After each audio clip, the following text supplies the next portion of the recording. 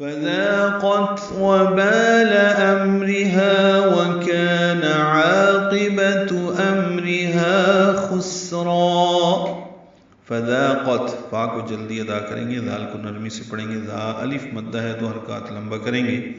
قوف پر پڑھیں گے، تا ساکن پہ ہمس ہوگا، فذاقت تا باریک پڑھیں گے، وبال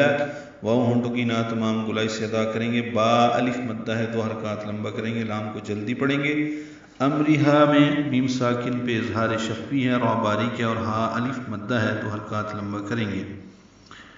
وکان کاف الف مدہ ہے باریک ہے دو حرکات یہ بھی لمبا ہے، عاقبت میں عا الف مدہ ہے، قوف پر پڑھیں گے، با کو یہاں پہ جلدی پڑھنا ہے اور تا کو بھی معروف طریقے سے جلدی ادا کرنا ہے،